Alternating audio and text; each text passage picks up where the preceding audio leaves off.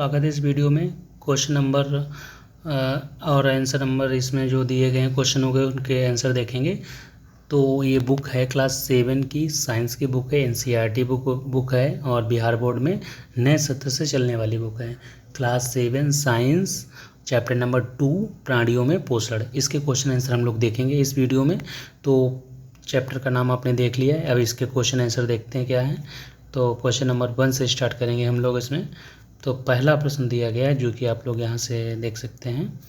पहला प्रश्न है उचित शब्द यानी रिक्त स्थान हमको भरना है। तो पहला है मानव पोषण के मुख्य चरण क्या हैं, इनको देखेंगे। तो इसके बाद में आपके सत्य और असत्य हैं, उसके बाद में सही मिलान है। फिर हमको यहाँ से रिटर्न में आ जाते हैं क्वेश्चन नंबर 5 से। तो यहाँ से हम लोग लिखने की इसमें जगह है नहीं, इसीलिए नेक्स्ट स्लाइड पे लिख के लाते हैं क्वेश्चन को। आप लोग किताब सामने रख लीजिए, आपको समझने में आसानी रहेगी। हम लोग उसमें डायरेक्ट आंसर लिखे हैं, यही सेम क्वेश्चन मिलने वाले हैं, लेकिन आप किताब साथ में रखिए, समझने में आपको आसानी रहेगी। चलिए उसी स्लाइड पे चलते हैं जिसमें आंसर लिखे हुए हैं। तो जैसा कि हमने बताया था अगले स्लाइड पे क्वेश्चन के आंसर हैं, तो वहीं से स्टार्ट करते हैं।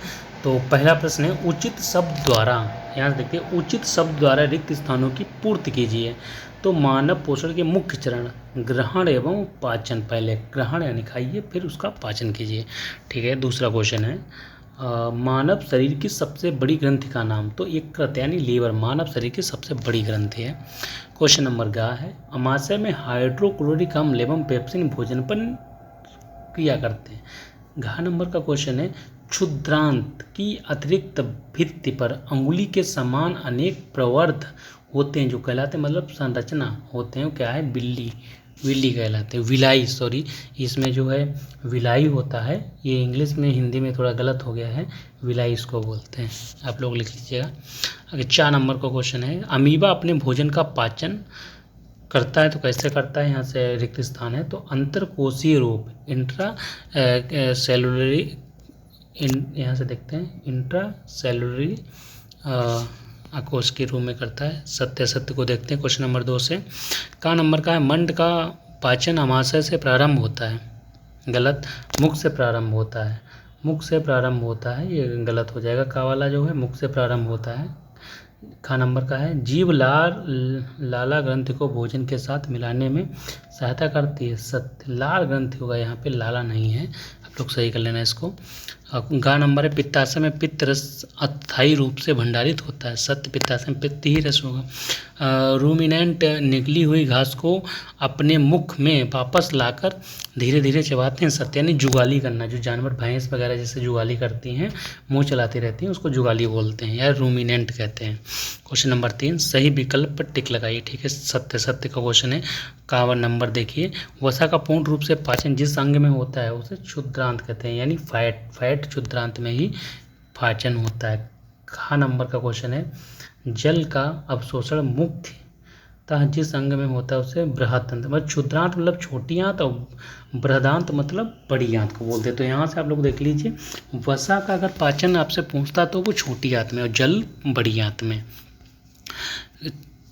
4 नंबर का क्वेश्चन है कॉलम ए खाद्य घटक, कॉलम बी पाचन के हैं, तो इसमें आपको मिलाना है। तो कौन किस में होगा, तो कार्बोहाइड्रेट मतलब शर्करा, प्रोटीन मतलब अमीनो एसिड, बसा मतलब बसा, अम्ल एवं कोलेस्ट्रॉल। क्वेश्चन नंबर 5 दीर्घरोम क्या है, वे कहाँ पाए जाते हैं, वो उनके कार्य क्या हैं। तो उसका उत्तर है दीर्घरोम क्षुद्रांत यानी आंत की आंतरिक भित्ति पर पाए जाते हैं, आंत की आंतरिक भित्ति यानी सतह पर। कार्य इसका क्या है, भोजन के पोषक तत्वों को अवशोषण करते हैं, यानी आंत में जो भित्ति पर जो दीर्घरोम होते हैं वो पोषक तत्वों को अवशोषित कर लेते हैं। सतह क्षेत्र बढ़ाकर अवशोषण को अधिक प्रभावी बनाते हैं, ये संकुचित होते हैं, मतलब छोटे और बड़े होते रहते हैं। क्वेश्चन नंबर 6 है पित्त कहाँ निर्मित होता है, यहाँ से देखते हैं पित्त कहाँ निर्मित होता है या भोजन के किस घटक के पाचन में सहायता करता है। तो पित्त यानी यकृत लीवर में बनता है, पित्ताशय में संग्रहित होता है। आप समझिए पित्तरस जो होता है बनता लीवर में है और आके स्टोर यानी ठहरता कहाँ पर, तो पित्ताशय में। तो यह बसा के पाचन में सहायता करता, फैट को पचाता है। अगला है 7 नंबर उस कार्बोहाइड्रेट का नाम लिखिए जिसका पाचन रूमिनेंट द्वारा किया जाता है परंतु मानव द्वारा नहीं, इसका कारण बताइए। यहाँ से आंसर देखिए, सेल्यूलोज होता है, यानी सेल्यूलोज लकड़ी में पाया जाता है, इसीलिए हम लोग घास और पत्ती नहीं खा सकते, क्योंकि उसमें होता है सेल्यूलोज, वो हम लोग पाचन नहीं कर सकते हैं, वो जानवर कर सकते हैं, सेल्यूलोज को हम लोग पर नहीं पचा सकते हैं। रूमिनेंट के जठर में विशेष बैक्टीरिया होते हैं जो सेल्यूलोज को पचाते हैं। किसमें? रूमिनेंट मतलब बोल रहा है, रूमिनेंट मतलब जो जुगाली करते हैं जानवर, जैसे भैंस हो गई, तो यही लोग इसीलिए लोग घास खाते हैं, क्योंकि इसमें सेल्यूलोज को वे पचा सकते हैं। मनुष्यों में ऐसे एंजाइम नहीं होते हैं जो सेल्यूलोज को पचा सकें, इसलिए हम लोग घास और पत्ती नहीं खा सकते हैं। क्वेश्चन नंबर 8, क्या कारण है कि हमें ग्लूकोज से ऊर्जा तुरंत प्राप्त होती है? तो हम लोग देखते हैं, पहले तो क्वेश्चन आ सकता है तुरंत उसका ऊर्जा किससे मिलती है? तो ग्लूकोज से मिलती है। अब क्यों मिलती है, इसका कारण बताते हैं। ग्लूकोज एक सरल शर्करा है जो पाचन के बिना यहाँ से देखते हैं, पाचन के बिना सीधे रक्त में अवशोषित हो जाती है और तुरंत ऊर्जा देती है। मतलब इसका पाचन डायरेक्ट होता है और रक्त में मिलती है, इसलिए ऊर्जा तुरंत मिलती है। आहार नाल के कौन से भाग द्वारा निम्न क्रियाएं संपादित होती हैं? क्रिया आहार नाल का भाग है, तो यहाँ से देखते हैं।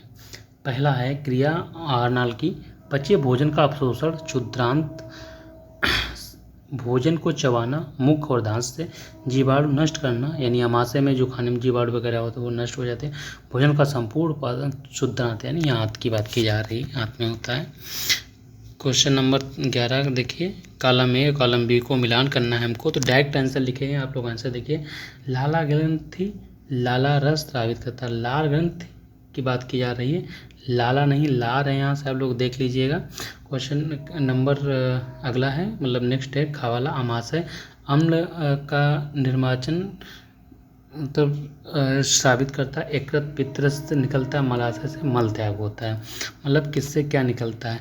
लार ग्रंथ से लार, आमाशय से अम्ल, यकृत से पित्रस, मलाशय से मल त्याग होता है। क्षुद्रांत यहाँ से पूर्ण पाचन हो जाता है, बड़ी आंत से जल, छोटी आंत से खाना मतलब, और बड़ी आंत से जल का होता है। क्वेश्चन नंबर 12, मानव पाचन तंत्र के भाग। तो मानव पाचन तंत्र के मुख्य भाग है, पहले मुंह, फिर ग्रसनी, नंबर 2 अन्न नलिका, आमाशय, 5वां यकृत, पित्ताशय, अग्नाशय, और 8वां छोटी आंत क्षुद्रांत बोलते हैं, और बड़ी आंत बृहत्तंत्र, और 10वां मलाशय, 11वां मल द्वार।